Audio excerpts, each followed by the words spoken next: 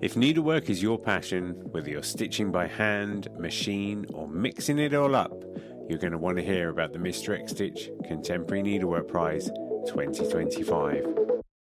This prize celebrates the best in modern stitch, and it's open to creatives from all around the world, whether you're a student or an emerging artist or a seasoned professional. And the best part, you don't have to send your work anywhere. Just upload high-resolution images to a private folder we will send you after you enter. You can enter more than one category, for instance, hand embroidery and 3D textiles. Just grab an entry for each one. And if you've got a student ID, you can get 50% off the entry price as well.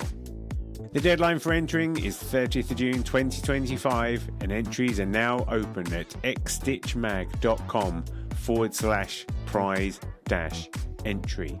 Thanks to our brilliant sponsors, Bookmarked Hub by Search Press and David and Charles, and the legends at Lowry Workstands. If you've got the stitch bug, this is your time. Show us what you've got. Enter the prize now. Visit xstitchmag.com/prize-entry to get your ticket today.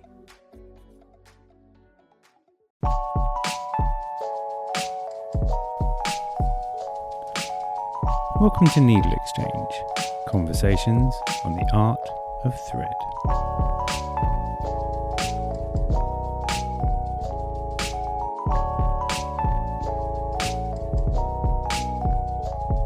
Cas Holmes is one of the UK's favourite textile artists, a respected teacher and author of numerous embroidered art books.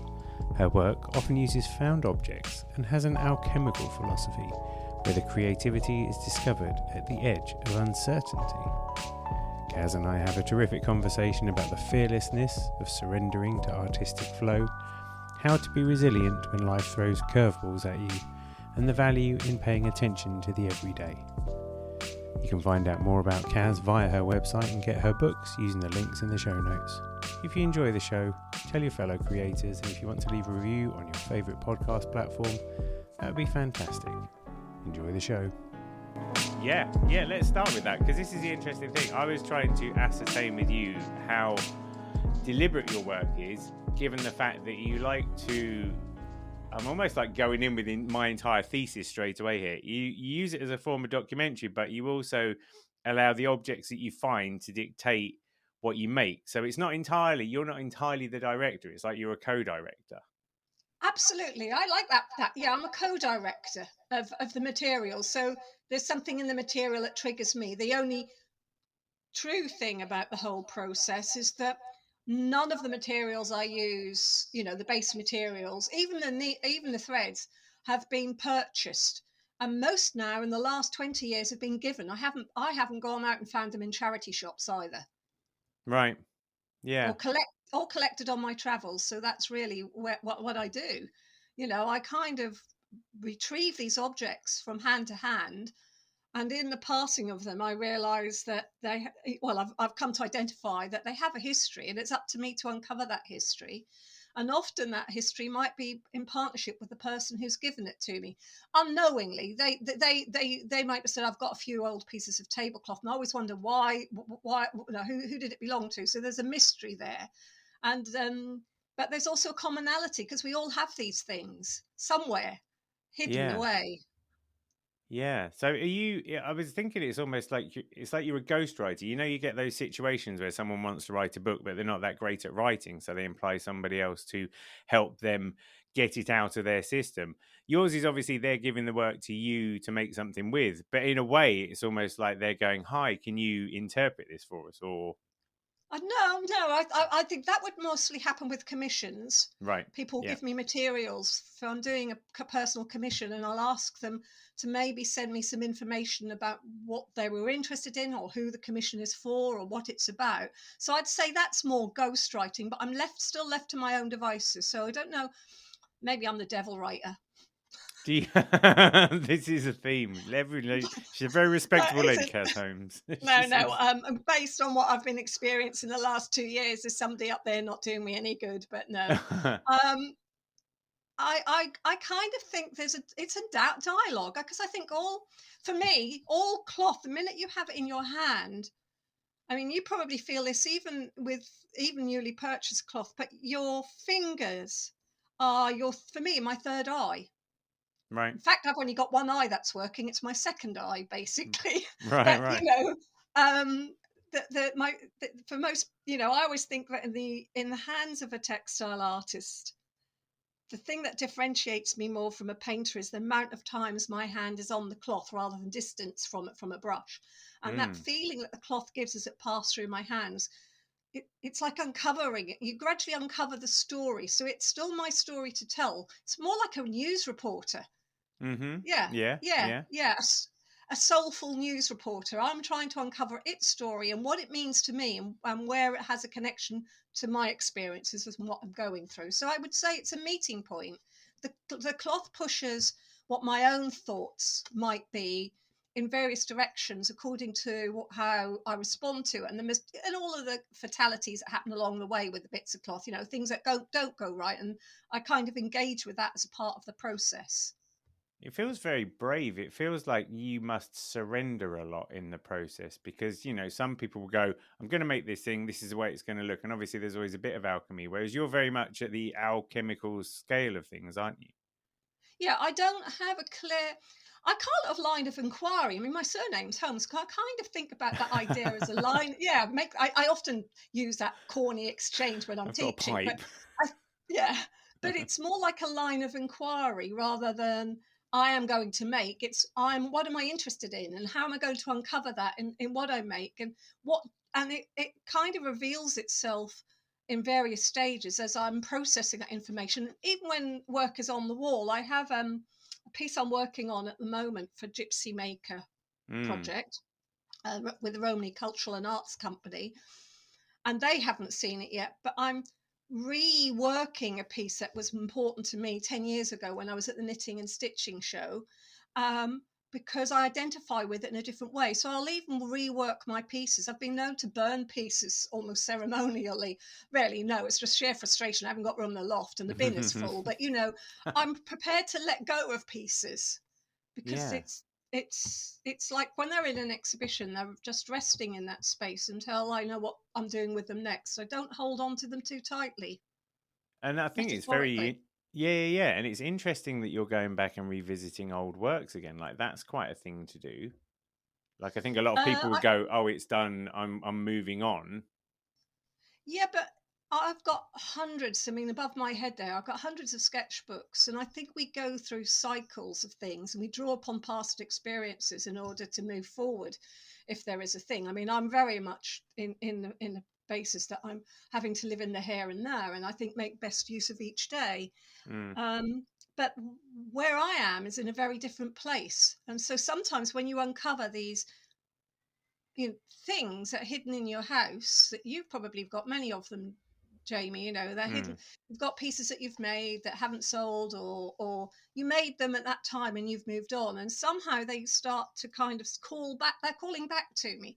Mm. I'll be looking for something for an exhibition and undo it, and I thought, oh, that's the wrong package. Actually, that's quite interesting. I wonder. So I'm prepared. I cut them up and redo them and work into them and see what they tell me again. Yeah. And you don't turn away from the work. Like, sometimes this isn't the same, right? But when I look back at early issues of my magazine, I cringe a little bit, and I wonder whether that's like an immaturity because I'm not at peace with it, or I'm not willing to own it. You sound like you look back at your work with fondness and with a willingness to take it on board again. Oh, I certainly have some cringy bits. I think we all do. I mean, art is built on failure, isn't that the old saying? It's not what it's saying. It's not built on success. It's built on the failures. So there might Right. be pieces I've never exhibited that I rework, but I think I could kind of say to students occasionally when I'm working, you've got to love your ugly bits. I think we all should do that as just in life. Yeah, because we have this. I also think it's a railing against perfection. I think in the digital age, so much has become, CAD design in the creative industries. And I'm not against anything to do with digital technology, but I want it to work at my level. So at this level, where we're able to communicate, because I can't be where I'd like to be now. I can't be out traveling, which is very important to me. That's where I used to pick the things up of the world that I worked Mm. with. They would Yeah. reflect the travels. But so I'm certainly not against technology, but I am for the handmade. And I think that using stitch and fan materials and honouring those fragments and fragile textiles of the past is incredibly important to me anyway. It's part of the process. They come with a history which a blank canvas doesn't come with. You have Yeah. to imbue that with what you want to say if you've got a canvas. Where I have to have a dialogue, I've got no choice because it's there. Somebody's hands has already worked that piece of cloth. Yeah, it's literally like you're time traveling with your fingers, kind of, aren't you? You know, I there like will be that. like Yeah, residues and stuff, won't there? It's almost like you are touching people from the yeah. past in a sort of. I've often used that. I think I used it in textile landscape. The idea that I'm in a liminal place. I always feel I'm in between worlds. I mean, I trained in painting, so it's that hybrid status, which I don't like the word comfortable. Many people feel uncomfortable. They want to know certainty all the time where they are. Where I thrive on that not knowing. It's when I get in a situation that's sometimes a little bit can be like that. The daily chores I now need to do with a caring responsibility, I have to find means to engage that side of uncertainty in myself in order to stimulate my creativity.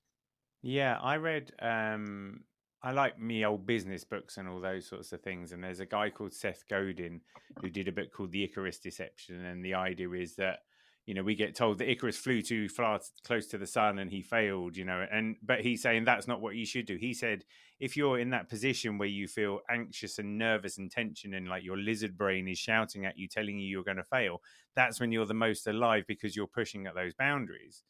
Now, it sounds like that's the same thing that you're kind of talking about, that uncertainty. Yeah, and I kind of try to drive my students into that place on my Yeah. courses as well, because it's only when you get to that stage that I believe you can move on with your work. Mm. Because otherwise, you're just doing what you already know. I try to do it in a supportive and safe environment, but to say it's okay to do that, it's okay not to know where the thing is going. It's Yeah. okay to the questions you ask are really more important than the final outcome, because you need to find, I hate the word journey, but you need to travel that journey. You need to find that path. You need to Yeah. excavate that your new way. All of these terminologies I'm using are about discovery, aren't they? Yeah, very much. Yeah, I mean, yeah, and you haven't used the word archaeology yet, but I feel there's a certain amount of that when you're unearthing things.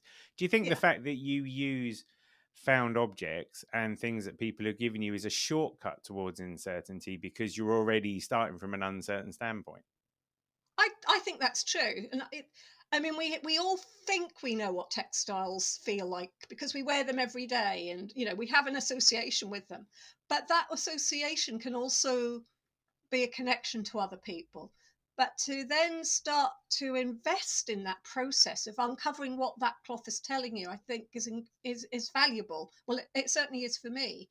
Mm. And but it also comes to that meeting point with the stuff I call the drawing stuff, the going out and observing the world as well. So there's always that element of that latent part of me that trained in painting and drawing and observation always comes into the work. So I suppose that I like the verb to draw as a verb as well. The fact that I'm drawing from several Ah. different points of view. So there again is that viewpoint. As I said earlier, I sit on the edge of textiles and painting, but also I'd say in my own background, because I have Romani heritage and working class.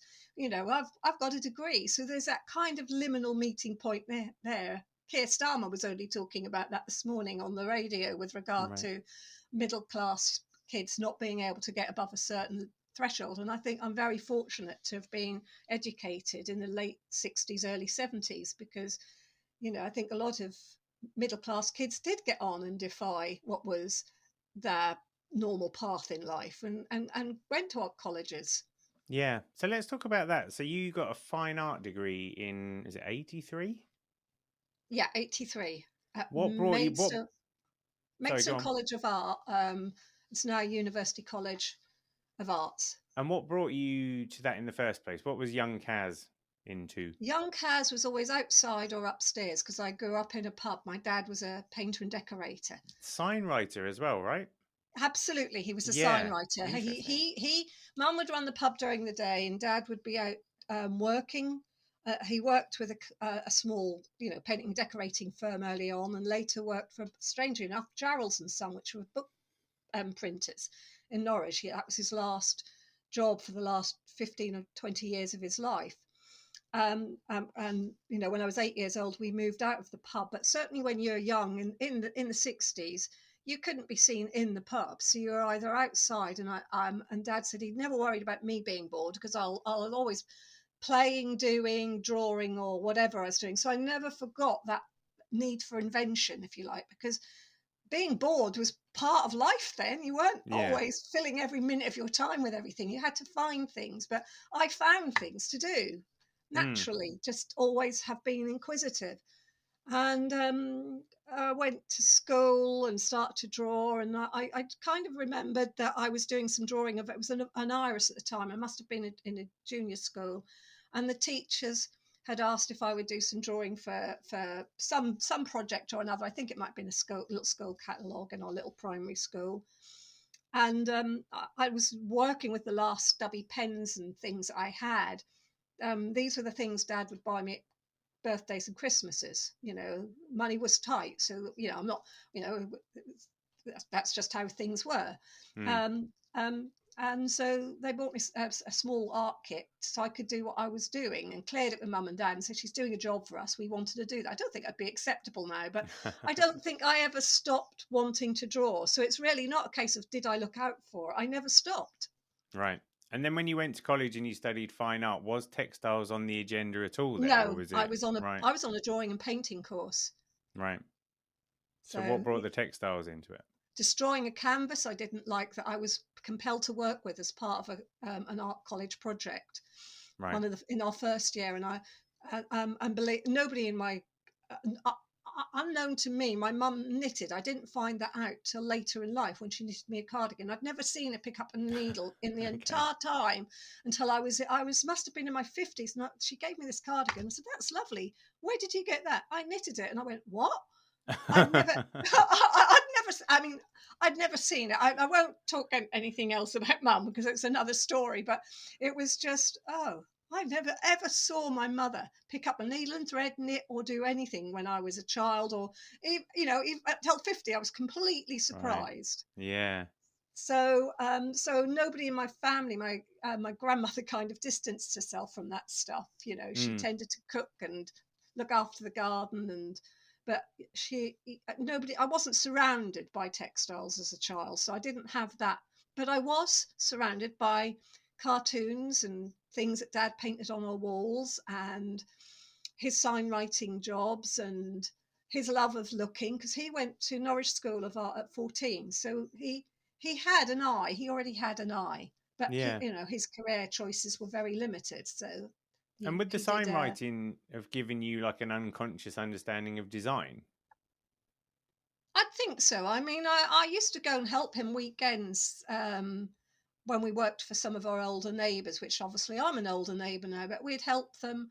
They'd get their materials and we'd volunteer and help put up wallpaper and that. And the ends I'd take home and work on because they were brilliant for drawing on. So again, that's that kind of Found what objects. found objects. So that kind of, you could say it was embedded in me from early on, making use of what I had. Yeah. Yeah. And then when you did your degree, like, so textiles wasn't a thing for you, but I'm interested to know whether textiles was even considered within the fine art We context. had Janice Jeffries as a course tutor, part-time course tutor. Right.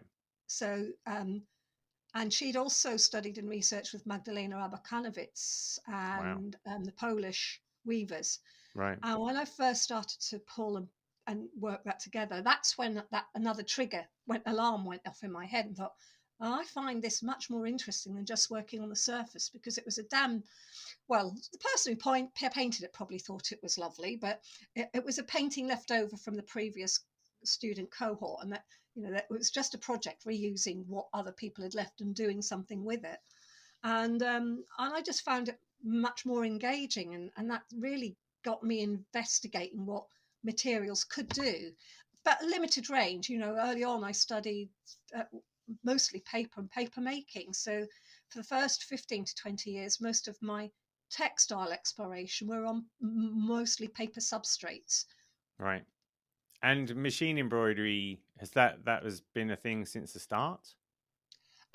Probably towards the end and after I graduated. Um, Right. a lot of it was layered papers and hand stitch. Again, it was to do with what was accessible to me at the time and discovery, and also my involvement with being invited to do work with people like the Embroiderers Guild, etc. I began to be exposed to a different way of working, and I just took what I wanted from that exchange by people wanting to learn from me. I also, as a tutor, always learn from the students as well.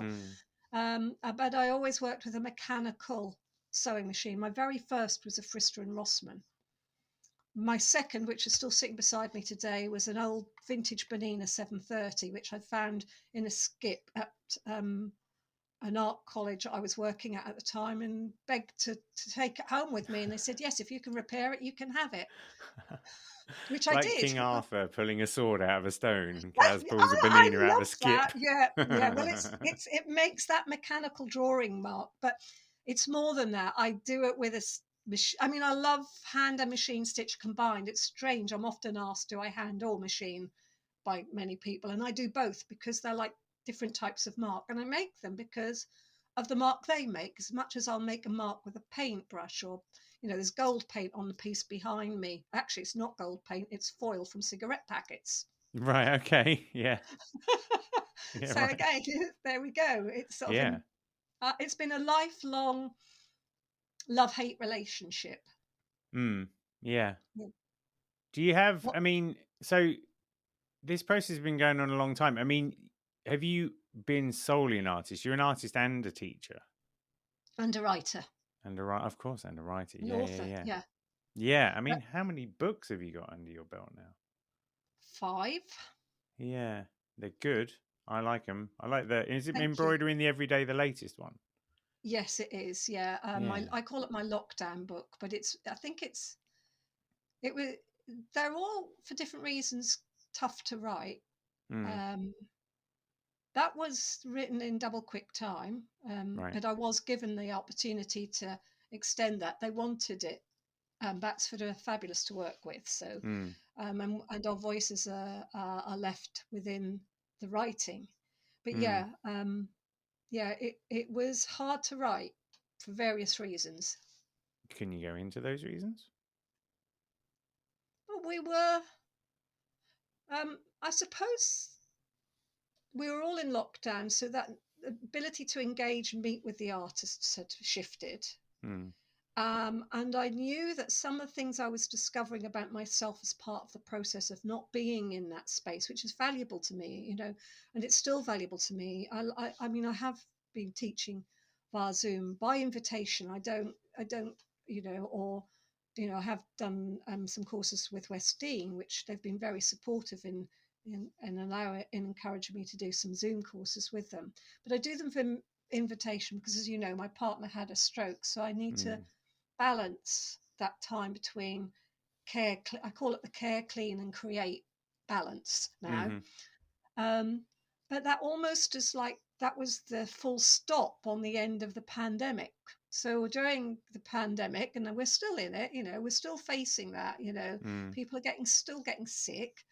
Um, that for me not to be in the world was really tough, and I know it was tough for everybody. I'm not making any illusion, and I thought, well, if I thrived on the fact that I could come back to this house, but I could go out in the world, and I certainly did go out in the world. It's my Romany. I think my Romany roots. I just ply my trade in a different way to my grandparents' family, mm-hmm. but the that I'd already had seeds for a book a few, Batsford had said, what would I be interested in doing next? And I already had the seeds, but I said I was going to take time off. I wasn't going to write for a few years. I wanted to focus on my work. But then the pandemic hit, and it kind of discussions came between us, and I said, would you be prepared to do something? And that's really how the book evolved. But for that reason,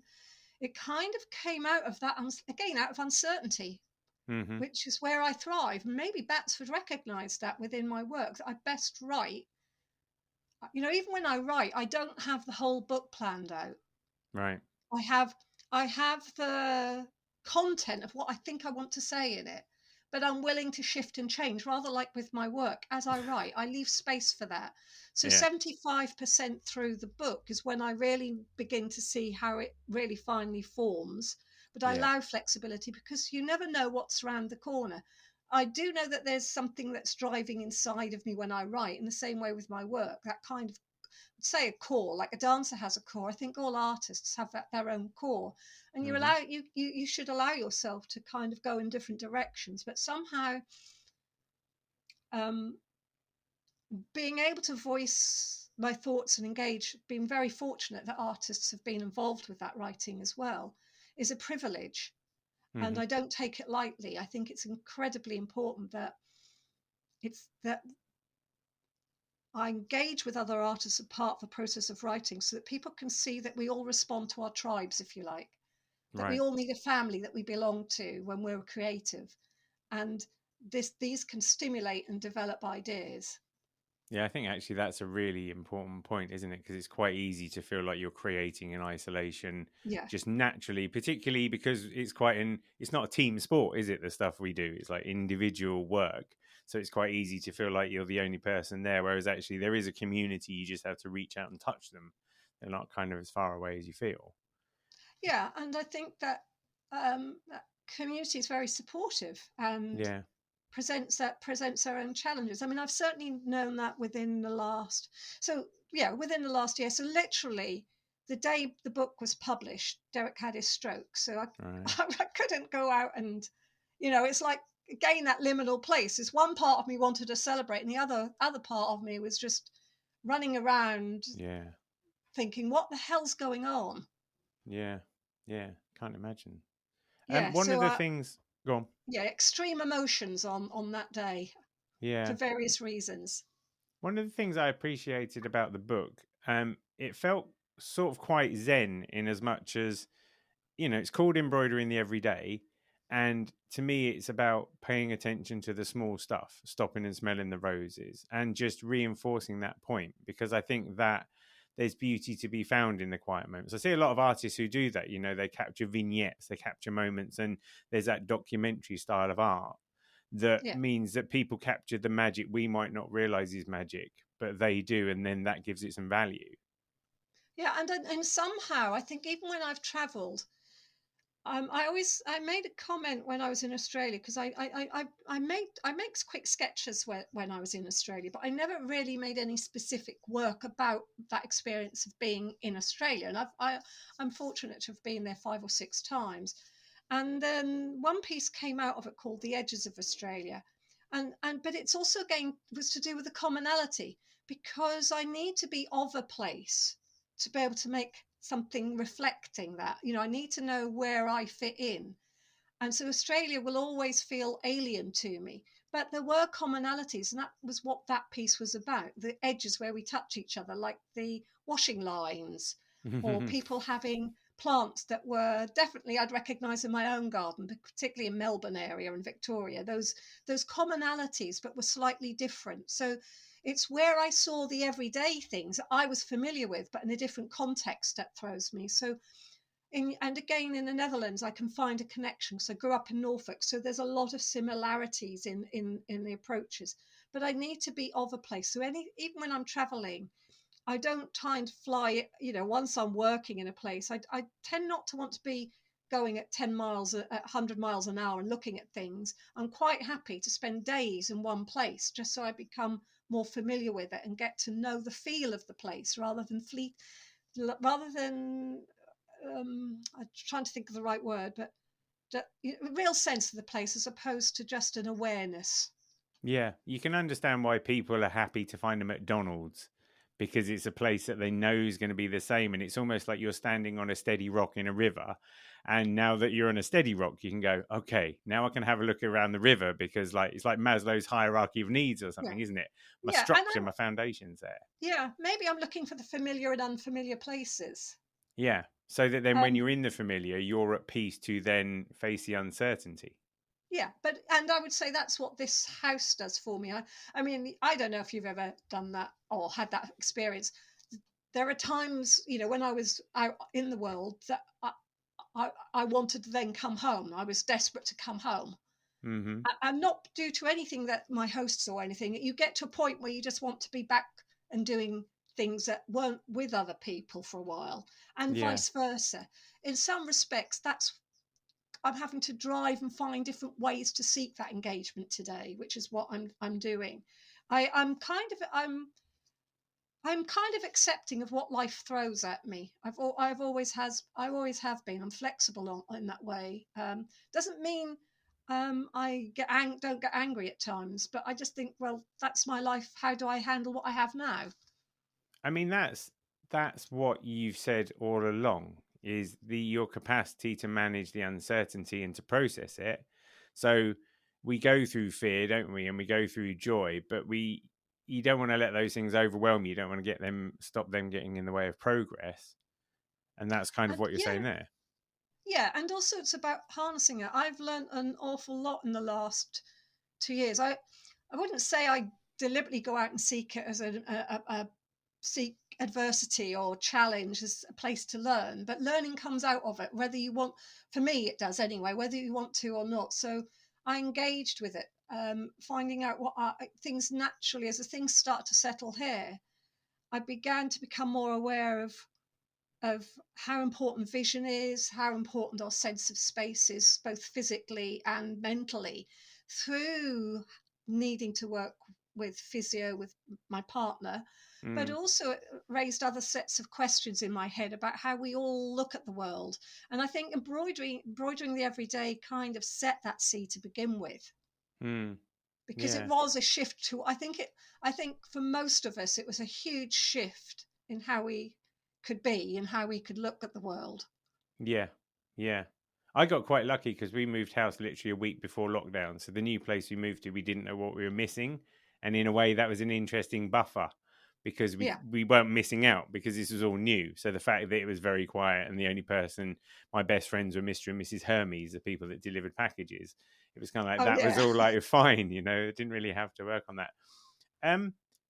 So traveling then has been integral to you, and obviously you've said about Australia. You've Yeah. also been to India a few times.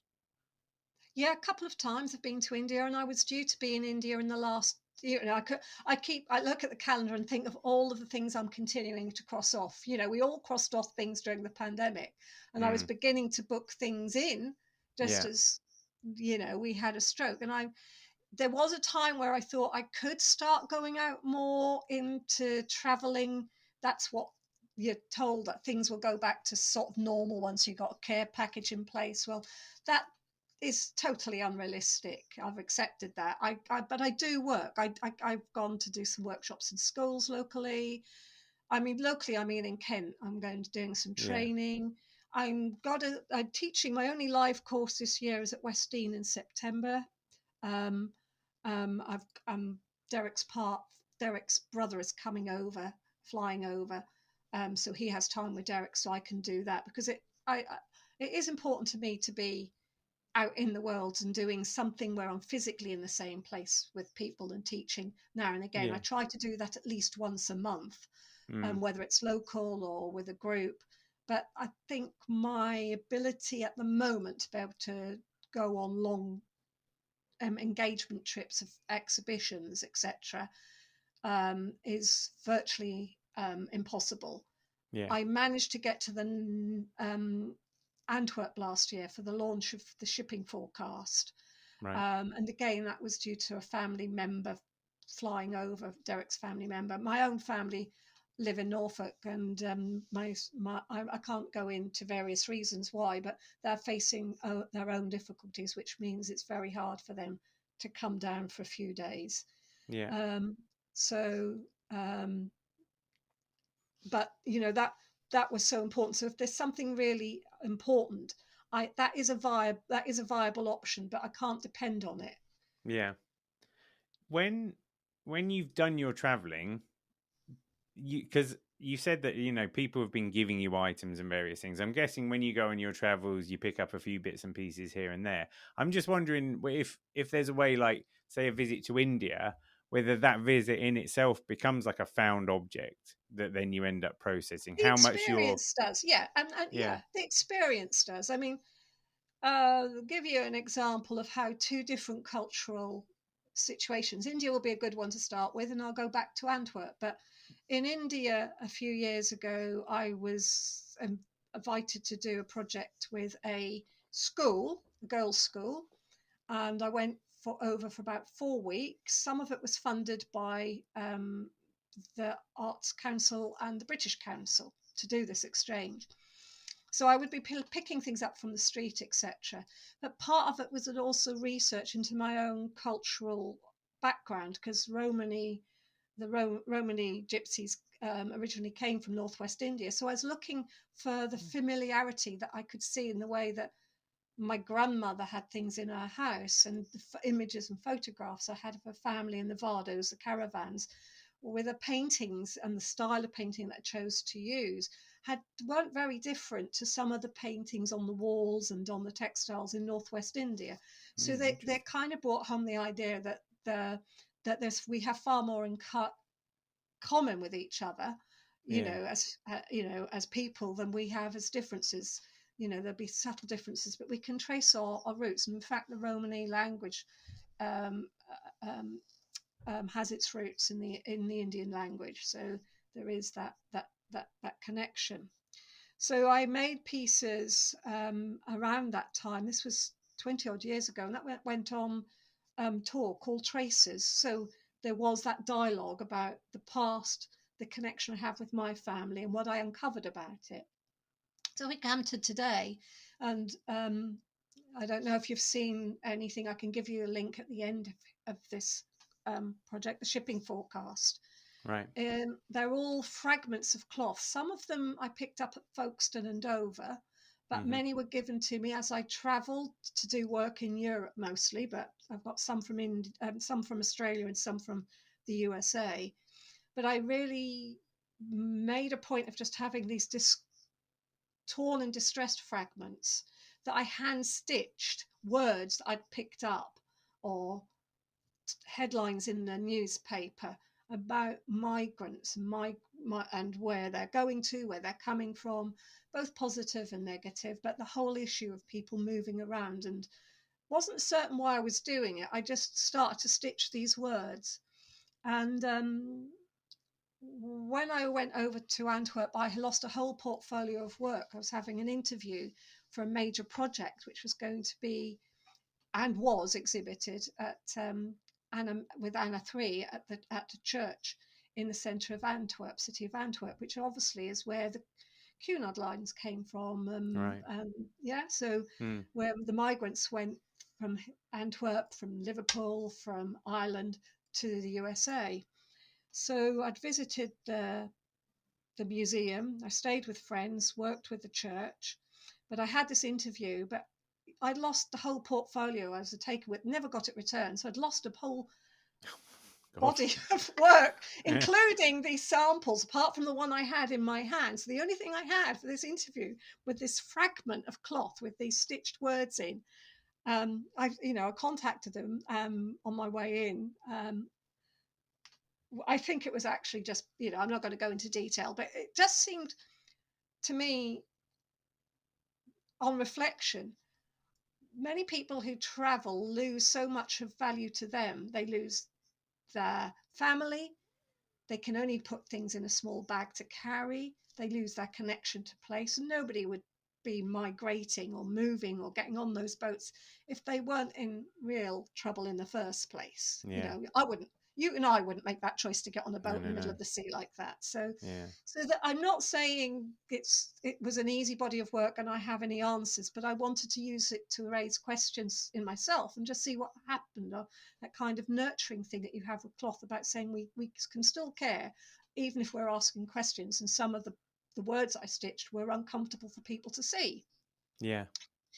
So I explained what I wanted to do, and they had some images, and I thought, there's no way, because he had lost the portfolio. I had nothing to show them, and I actually got the exhibition. Right. Um, Yeah. and that for me was the power of a piece and fragment of cloth to communicate. Remember, I said at the Yeah. beginning how it can communicate. It Mm. may well be that it's also my ability to communicate. I kind of speak from here. I'm not an academic communicator. Mm. I'm I trained in community arts, so I often things will come out of my mouth before I've thought about them, and they'll be completely upset people. But I just think we have to be honest in our communications. Yeah. Yeah. And It's no, go on. yeah, so I came back. When I came back from that meeting, I stayed with one of the hosts, and um,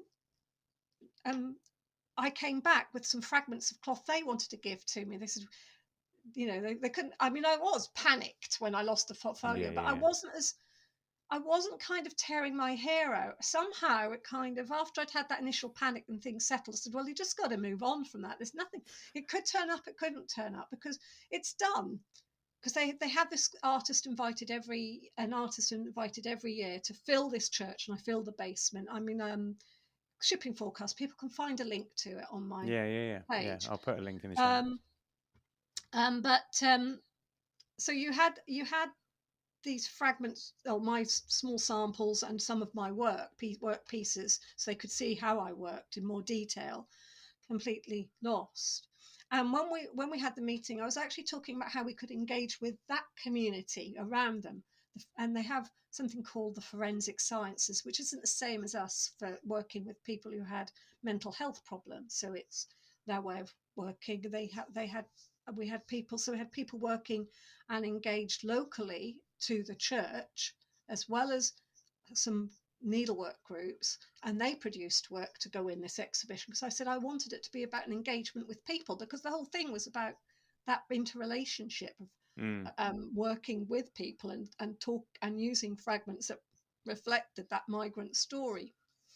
And But I also had pieces from all over the world, because I'd invited people, because we're in pandemic, I'd invited people to send in a fragment of cloth with something stitched onto it, which was about what they valued and what they missed. And that whole concept of something you valued and missed actually came from a project I did with a Romani Cultural and Arts Company 3 months before the pandemic hit, when I was still talking about migrants. Mm. That idea that what would you value enough to put into your rucksack if you had to Yeah. move from your place of safe, from your home, and what would you miss that you couldn't pack, that you left behind, like the roses or your all of those things. And that really Yeah. started with the young man at our adult education centre who was coming to ESOL classes, and I sat down and chatted with him because he was waiting and was obviously upset. And I found out a little bit about his story, and what he missed was his grandmother's rose garden. So that, Right. cloth has this means to touch people, and I felt there is something here that also reflects my story. You know, I've been quite open about being Romani in the last 15, 20 years, of Romani heritage, put it that way, but I may not have Mm. been as a child, because it's a tough thing to Yeah. admit to being in education. It's still not easy. Um, and strangely enough, I think within the lockdown, those words still had significance. Did we miss about not being able to go out, meet with friends, and doing our normal daily Mm. things? And Yeah. what did we value more because we were staying put? What were we aware of more? Because people always, they're looking forward to their holiday away, aren't they, each year? Yeah, I always thought it fascinating that there was that handmade resurgence. People weren't able to casually consume things, but this innate desire for stuff meant that people sort of started to realize they could make their own things again. Absolutely. And there was a lot of engagement. I mean, I think I was very proud of the creative industries during that time, who just really got out there and did things voluntarily, I would say it's about the well-being. Well-being isn't just about keeping fit. It's about engagement with for me, it's about intellectual challenge, creative challenge, and Mm. physical challenge. Look, that's what your well-being is all about, as far as I'm concerned. And Yeah. the heart of mine is the creative challenge, but the intellectual challenge comes from these sort of discussions, and we all need that. Yeah, I always remember the 7 Habits of Highly Effective People by Stephen Covey, which when I first heard about it, I thought was the habits of 7 highly effective people, and I was like, I wonder who those guys are.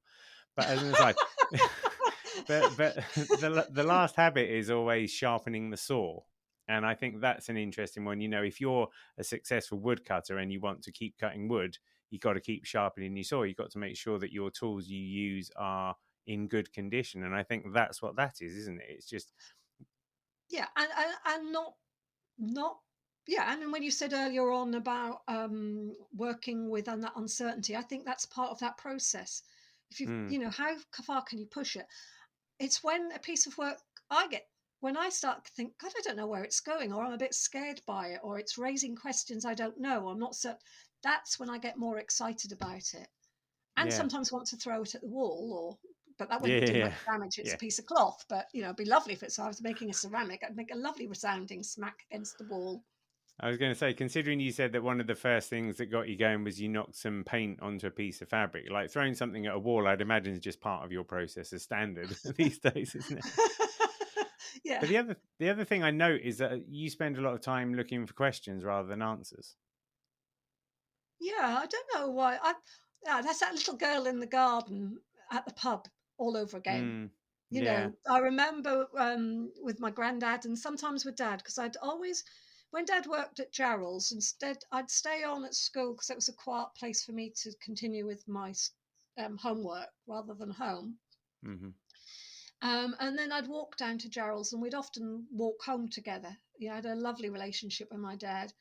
But I always remember from very early on, I'd ask questions, but he always got us to look up at buildings and look Yeah, around and ask questions. So I think that's been my life. I don't know why. Maybe I'm just an annoying person who just always asks questions because that's how I am. I never accept that there is one answer because it depends on your viewpoint. I mean, some things there might be, is 2 and 2 4, for example. mm, mm, Yeah, but that there's always another viewpoint, and I think that's being engaged as a community artist and and involved with teaching has been has given me a great deal of I suppose experience. I don't of that need to ask questions rather than to always accept the answers you're given. I'll always I listen to the news and think, maybe there's another way.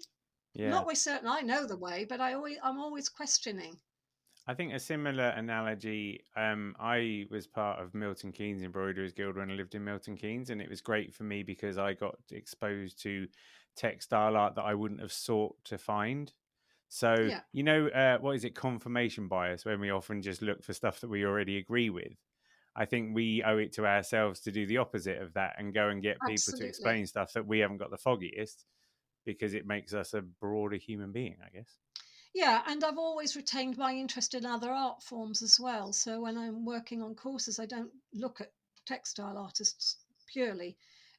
I teach drawing and painting at adult education, so I'm constantly exposed to um, that's that side of my training, if you like. So I'm constantly exposed to that, and I've been involved more recently in supporting the We Care project. I've it's a I'm I can probably have details at a later date. In fact, I sent a parcel today from the project, but it's in support of carers, but it's self-supporting because there isn't a lot of and they're engaging in a Craftivists campaign Mm, and are working alongside domestic dusters right. Right. Yeah, I know of with domestic Vanessa dusters. Ma. Yeah, Yeah, yeah, yeah, yeah. yeah. So I think that craftivism is a way of asking questions and challenging authority through craft, isn't it? Through Yeah, yeah, yeah, yeah. yeah. Sarah So always says that it's a way for people to challenge things comfortably it's like soft protest, that kind of thing, rather than like placards. Yeah, and sometimes it can be more effective because it creeps up on people because they realize what's happened. You know, um, Katie from the Week Here did. I hope she doesn't mind me re-quoting her. Sorry, Katie.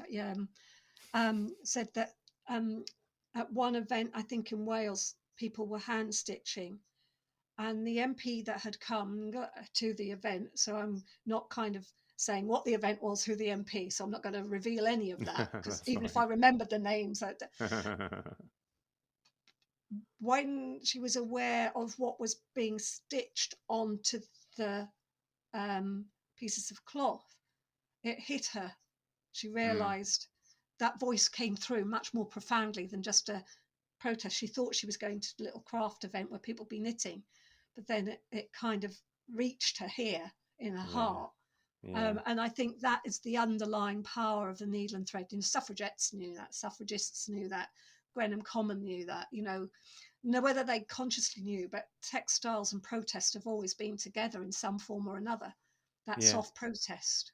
Yeah, it's a curious one, isn't it? Because it does. I've had the same experience doing a project once with an MP who I won't name, but I always like to joke and say, I could see his frozen cold heart start to melt ever so slightly, thanks to the power of textiles. Yeah. So you've done quite a lot of exhibiting yourself, and then recently you've been in this joint exhibition with Rosie James. Yeah. Can you talk about that bit? Yeah, it's with Spatsford has got a gallery, and they asked if I would exhibit. Normally it's for a week, and I like Rosie. She doesn't live very far from me, and our work is quite different. But I think I could see possibilities. So I contacted Rosie, and the thing is, it was practical as much as it was the fact I like Rosie. It was the fact that if you had two people, you had 2 weeks, and because of my current situation, I couldn't justify going up there one day to hang and go. I didn't have 2 days in a week that I could go up and hang and take down. So it stretched the exhibition out. In fact, we had nearly 3. And we trundled over there with our trolleys, and the exhibition came out of my shopping trolley and Rosie's backpack. So this huge space was filled with the shipping forecast and her crowd cloud. And the reason it came about is I felt that we were speaking about the movement of people, and that have those two together. Because when I talk about the shipping forecast, which is this piece that has a word stitched on and faces my family, symbolic of migrant people, I didn't feel I had the right of taking photographs and putting those photographs on the cloth of people I didn't know. So it became symbolic of those people. And Rosie's beautiful line drawings of the crowds coming out of London Bridge Station. They're moving with purpose, one to work, migrating every day to work, if you like, backwards and forwards on the train, and mine reflecting people moving across continents for necessity. And often they could pass each other in the street. And I know from working with a homeless charity and sometimes our own reaction that you can walk past and not see people. We choose, and we thought it would be an interesting juxtaposition. And we were gradually, when we were hanging the exhibition, that's what I love about the textiles, is that we put one piece up, then another, and they start to have a dialogue. They were talking to each other. So they were we were keen that they were interspaced with each other in that space. You could see through some of Rosie's sheer fabric to my semi-sheer pieces where the light came through. So I always think that when I exhibit, when I engage with artists as respected as Rosie, that we share that space. We had we had chats about what worked and what didn't work. That's pretty normal, but good friend and colleague able to do that. But it really worked well. We were pleased to hang this exhibition there, but also what it does for me by seeing my work in different spaces, especially whether it's on the wall or in a different venue, because it went from a church basement that looked like I felt had the feeling of the line, the workings of the basement of a big liner, and all the pipes in the basement where that originally was shown, to a gallery in Ireland where it had a huge window, so the light was coming through, that when textiles hang in a place, they have this ability, though that the core of what they're saying is still there, to interrelate with that space, like they interrelate with us when we wear them. So my cardigan would look completely different on somebody else. And I think that's for me a positive added value of textiles in a gallery space, is that they actually interact with that environment in the way that they have historically always interacted with us, whether they're in our homes or on our bodies. Yeah. And Know, then the interactivity is a thing, isn't it? That speaks to what you were saying about being able to touch it before. I was thinking about, I did the Stitch Your Story installation, which we had in Blackburn Cathedral. that was And the fabulous. funny thing, and it was, thank you. It was just the thing that was interesting is the church, the cathedral itself, you wouldn't think would do much, but it just like the subtle air movement just in this fast space was enough to always keep these little dangly things just twisting and turning, and it just kept the whole thing alive. Well, I had an installation called Trees, which I was part of the Art Textiles. I belong to a group called Art Textiles Made in Britain, and just a little push here. We're exhibiting at the Knitting and Stitching Show this year. Yep. Awesome. So I'll have some pieces. Our title is Illuminate, and I'll have some pieces there reflecting the theme Glimmer. When you're working, I'm going off my train of thought now. This is normal. This is carer's brain. I'm sorry about that, Jamie. No, you're right. No. This is carer's brain. Yeah. So when I had this former piece, Trees, in exhibition, it was originally the Knitting and Stitching Show, but it went to this cathedral. That was in the upper part of the cathedral. So I had shipping forecast in the basement and several signature pieces in the church itself. Sorry, not the cathedral. It felt like a cathedral. It's a modern building, beautiful modern building with stained glass. So they were hanging there, and they were not far from the organ. So people would move around and it would move. But when the organ played, they just spun around gently and moved like trees would. It was lovely. That's what I meant, that the cloth, because it's not held tightly to a frame, has this possibility of movement. And that's what I like, And a couple of times in my career when I've made commissions, people say, well, wouldn't it look tidier if you stretched it on a frame? And I thought, I don't want it to be tidy. I want it to reach out. So we've got this thing about, you need to remove yourself from the tyranny of those edges. It needs to interact. Yeah. And then I was interested because, when you exhibit by yourself, it's one thing. When you exhibit as part of a big group, there's a lot of compromises you make. But then it's interesting when you just exhibit with one other person, like you say, and there's a dialogue and there's like a relationship that unfolds. So it was really interesting to hear you speak to that. Yeah, and that was kind of a lot. I would say it was quite a quick decision. It hadn't been something we'd planned.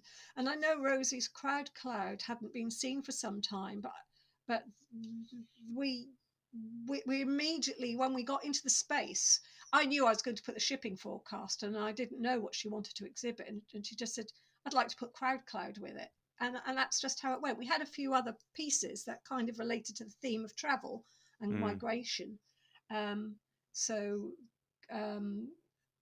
that was really relevant, but it was really lovely to see our work together. And I'm going to try to seize as many opportunities like that as I can.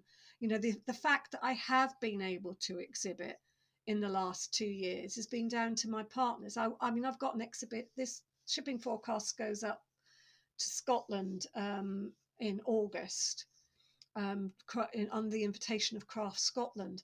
And we're doing everything via Zoom. And I had thought that I would be able to go up to see it, but that's not going to happen for various reasons. And not least of all, because trying to get anywhere in the summer when people are on holiday, so there's a shortage of carers. So that means I can't get enough cover to even manage a few days off, and I can't rely on that.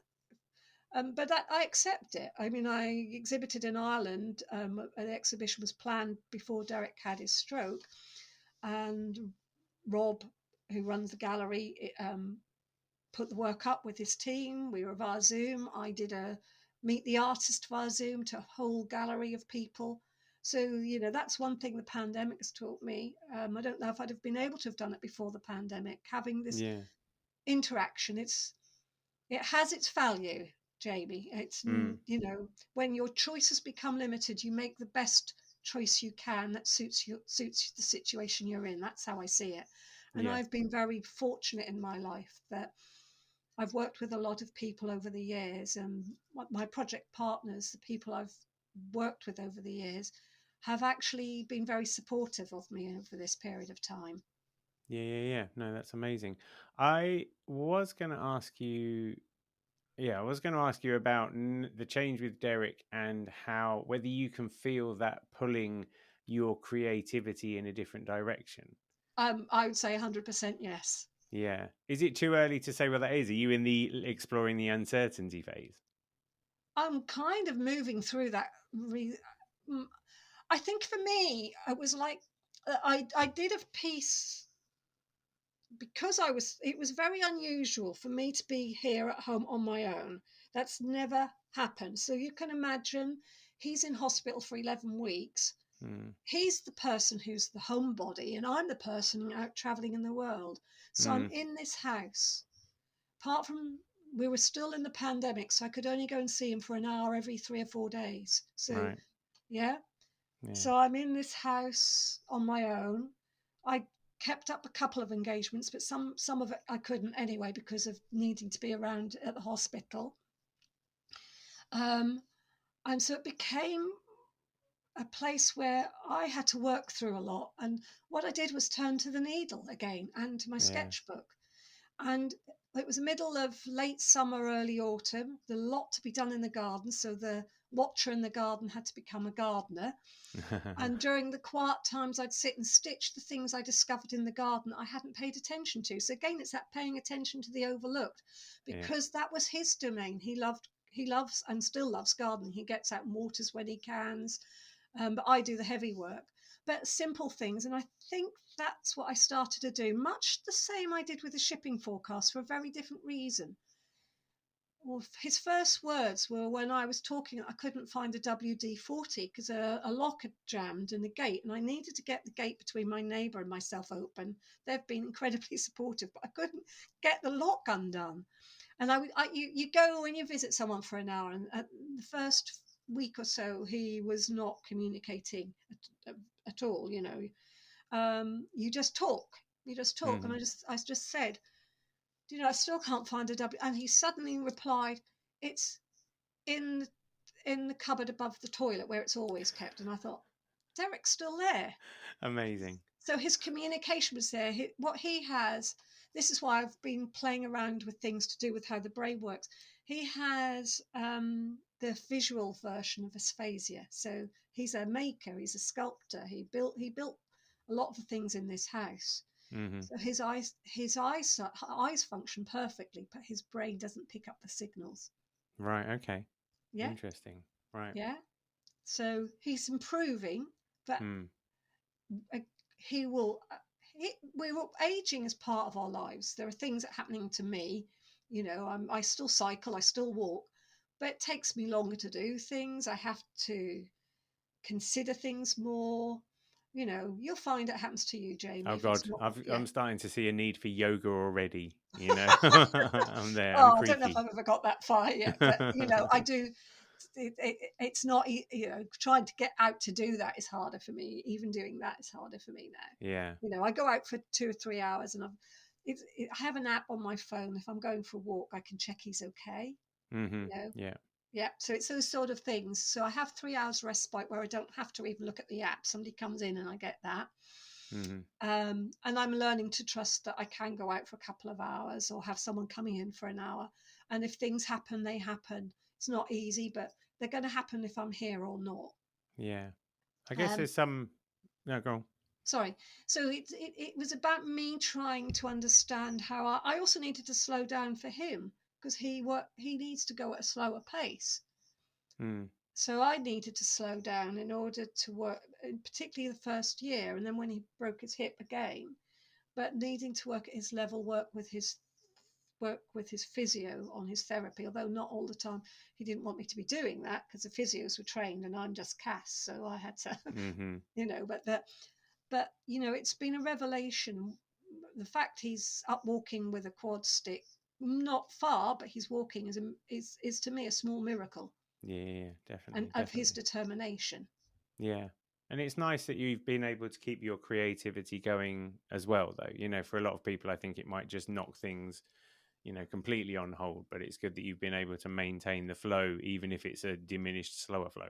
Yeah, I think I was determined to do that. I don't know why. Maybe it's that madness in me. But I felt if I don't keep that part of me going, what good am I going to be here? I have to do something for myself. It's harder. I admit Mm. it's a lot harder. But I need to have something that engages my brain differently to the care role, because otherwise I can't do the care role. Yeah. And maybe one thing helps the other thing helps the other thing, kind of. Yeah. And I don't think it's good for him either. I think I don't know. I've had the conversations sometimes, but it's also often with friends. It must it must be hard for him to see that the effect that that's had it does affects both of us. Yeah. Yeah. It And adds an extra layer, doesn't it? Of, you know, you can feel guilty enough when you're immobilized, can't you? I broke my ankle once. It's that same thing. But when it starts to have a wider impact, it just gives you extra layers of guilt if you want it, doesn't it? but at the same time, I've also recognized, although that is tough, I'm not, I don't, I have to put this across clearly. I've used it as a learning experience, and that's fed into my work. Mm-hmm. I think it would have fed into my work because that's the way I work normally. It's, as you said right at the beginning, I use the narratives within the cloth that I find to tell stories.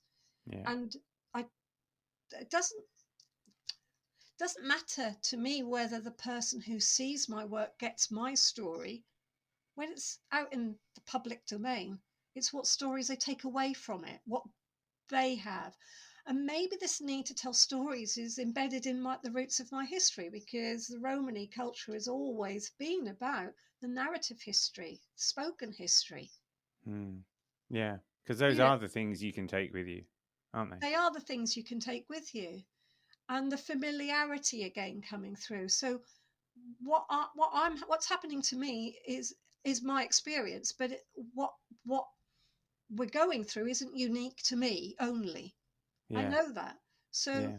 as an artist, I want to use what I feel and know. I've always done that in my work because that's my voice. And I'm not going to be quiet about what's happening, No, no, because, no.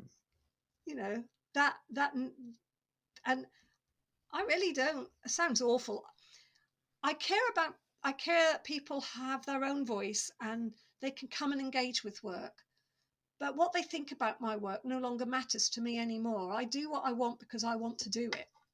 But you have the faith that people can use your work as a tool for their own understanding, because that is also something you've mentioned before. You know, they can Yeah, or the triangulate process. their Yeah, positions by looking at what you're saying. yeah, and also within working with alongside them. I tend not to think about workshops when I'm teaching. I say workshops. I think it's about trying to share what it is to be creative is more important to me than this materials we're working with and what we do with them. Yeah. Yeah. It's about sharing that this is what that creativity is about. And I can't teach anyone to be creative. Nobody can do that. But through engaging with them in a workshop, in a place of work where workshops can happen, and using the tools of teaching and engaging and making, I can open up those possibilities for them to engage with their own creativity. And that's really fundamentally important to me, that through learning a technique, you might go beyond that technique and ask and not want to know how to do something, but the why to do something is more important. Why are you doing it?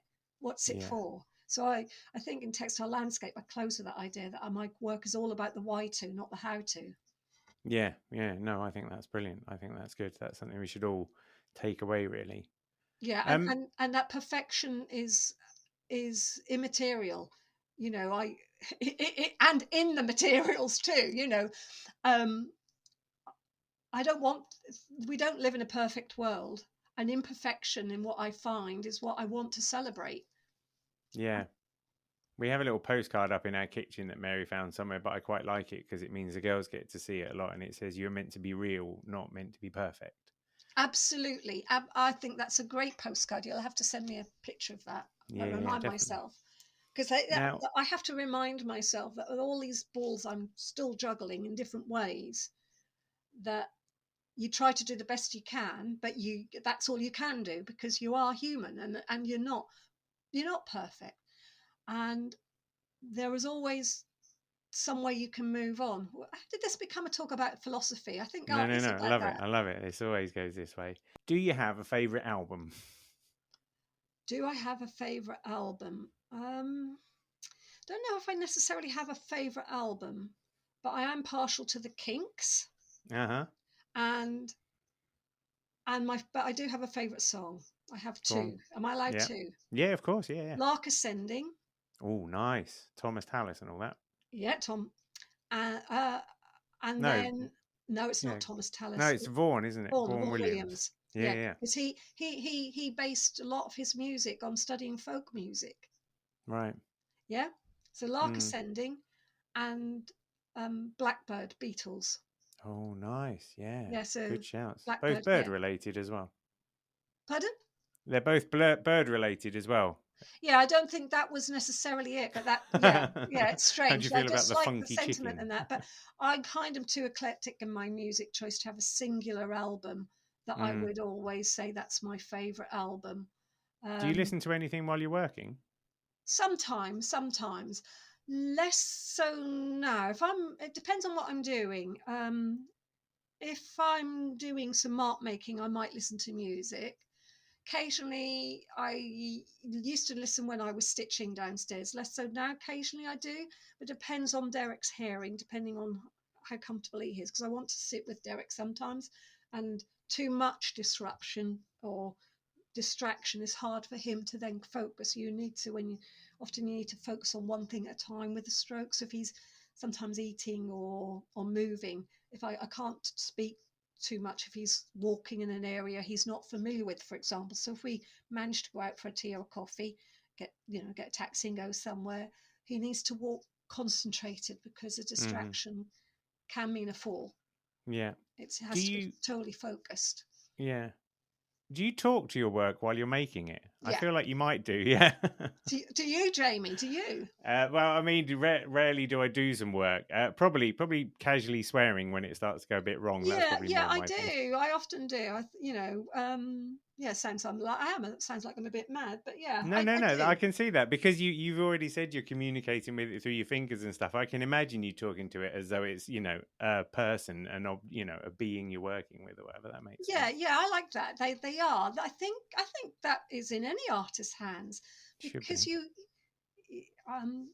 kind of making something anew, aren't you? So even if there are from found materials, so yeah. Yeah, you're nurturing something into life, aren't you? Do you have a favourite film? Yes, and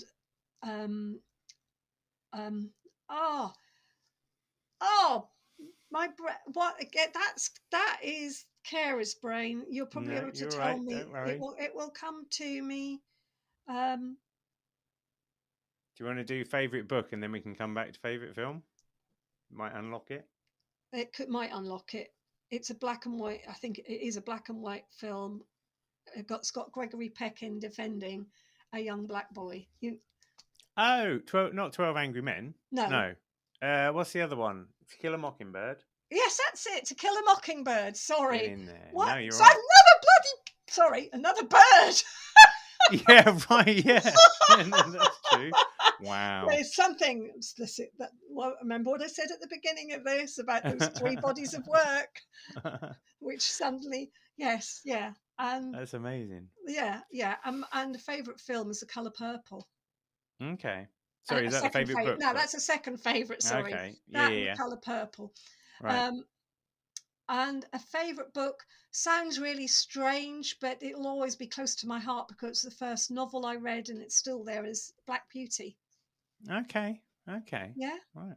Not Blackbird Beauty. Just No, Black just Close. just Black Beauty. So, But I read yeah. I read all the time, so I could have hundreds in that list. I mean, You do you have, like fiction? I do like. I also like biographies. I read fiction for leisure. So I like hundreds and thousands and Clay Wick, which are by a Canadian painter. I'll have to fetch the book to get her name. Mm, Emily Carr. She's a right. Canadian painter. So I love hundreds and thousands and Clay Wick. Yeah.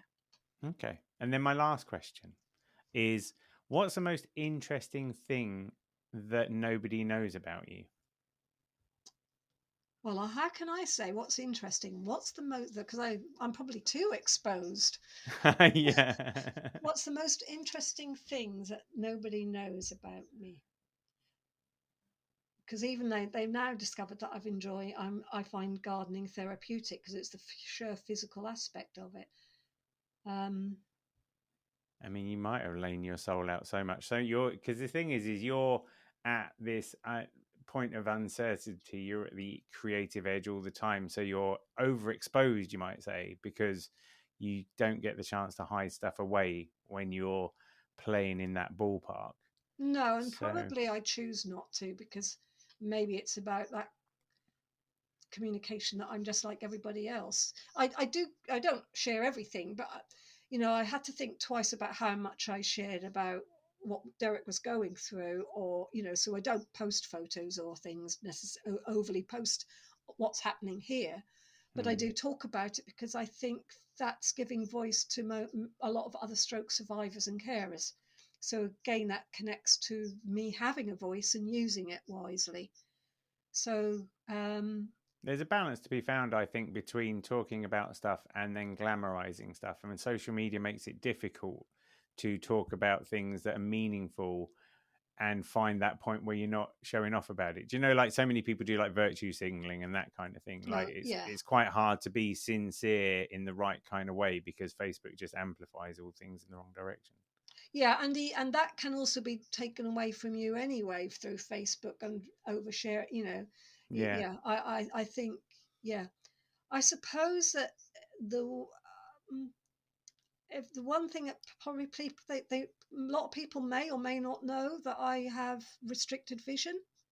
Oh, Did you not know that? no, that's interesting. I'm blind, virtually blind in my left eye, lazy eye, and I have a narrow field of view. So I literally, nobody can see this because this is not, you're not going to see, but Yeah. that point, I can't, if I'm looking at you at the Yeah. moment, Jamie, and I can't Yeah. see my hand moving there. Oh, wow. Because And you said that some people have got a third eye. You said you rely on your second eye a bit, and I was like, what? But that's what you're talking about there, isn't it? yeah. And my right eye, although I can see detail and see quite far, I don't have a wide field of view. So as soon as I move my hands, that says that both of my hands looking straight at you are now out of my eyesight. Right. You can't Wow. see them because I'm off the screen there, aren't I, on Yeah. the little box? But more or less, that little box is my eyesight view. So it's also surprisingly easy to creep up behind you and say boo. Yeah, that's the one thing, and people do. In fact, that probably is. When I'm in art class, I actually warn my students: if I'm carrying a drawing board or you're carrying a drawing board, don't come behind me. But yeah, that probably is. People could easily, and um, when we were out walking, it was always Derek who used to, on that side, would suddenly put his arm in front of me because I wouldn't have seen a car coming. So I Right. now have to be doubly careful because I'm now his Yeah. eyes when he's out. I always stand on his left. So my right is on his left. So I've still got a blind left because that's the side he's weak on and he can't see from when we're out. So that's where people could walk into him because Right. people tend not to, kiddies playing, families chatting, Yeah. people looking at our mobile phone while they're walking are not aware of other people on the pavement. So No, I'm true. mindful of that so he doesn't get knocked because he wants to walk when he can. Yeah. Yeah, so Well, that may be the one thing that I have restricted vision and it's easy to come up and boom, and people don't necessarily do it, but I do jump quite frequently. And when I'm in a working situation, I will jump quite frequently if somebody suddenly comes up behind me quietly because I'm not aware they're there. It's fascinating because you've got restricted vision, but seemingly unrestricted creative vision. Oh, Oh, that's a there you go. nice thing. Maybe there are always restrictions. We always set restrictions. If I had unrestricted, I'd be working in all mediums, maybe. No. But I love it because it's been really interesting because you, like you say, there's this uncertainty field, the edge of creativity and stuff. And you've been in that space for a long time that you're quite hardy to it. And yet it's still quite exciting. And I think that's what makes it fun. Because the minute we start getting a bit numb to those things, that's when we need to change it up. But it seems like you found some secret sauce. I think a popular word in today's culture is the term resilience. Mm-hmm. And my life has always been about movement and change, because that's the way of, I think it's the life of most artists. You're not in a job that's got steady income. You're not necessarily going to the same place of work each day. You know, you're striving, you're exhibiting, you're working all over the place. And I think that's what makes many artists, not just me, who we are today, and creative people and musicians, anybody who are actually using their skills to work independently and creatively, become incredibly flexible in the way. I believe that fundamentally, and I think it's an incredible value to pass on to the next generation. Oh God, we're going back to philosophy and moral well-being. Can't get away from it. No, I suppose I've lived that in my life, so that's how I've thought and worked. It's imbued into the way I work. That's amazing. Well, listen, Cas, thanks for your time. So if people want to find you online, where's the best place to go? I have a website, which is simply casholmes.co.uk. And I have Google and Facebook, all the usual places. But maybe do a trawl, because you might be surprised where you find me. I sometimes am, when I do decide I'm going to do a trawl, and things that maybe are slightly untrue, or there's a brilliant interview with you on the Textile Artist website as well. I really enjoyed that. Yeah. I enjoyed that interview. That was a good interview. But yeah, second best interview you've ever had, I heard. Oh right, this is going to be the first, is it, Jamie? We'll have to see. Listen, it's been a total pleasure. So thanks for having a needle exchange with me. And thank you for inviting me. I'll get your needles out and keep stitching. Don't give up on your stitching, Jamie. Perfect.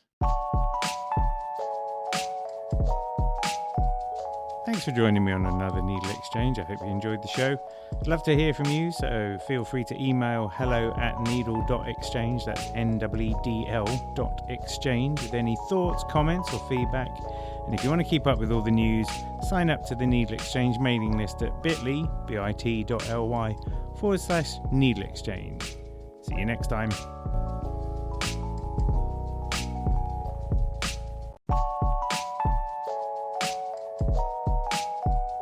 Thanks for joining me on another Needle Exchange. I hope you enjoyed the show. I'd love to hear from you, so feel free to email hello@needle.exchange, that's NEEDL.exchange, with any thoughts, comments or feedback. And if you want to keep up with all the news, sign up to the Needle Exchange mailing list at bit.ly/Needle Exchange. See you next time.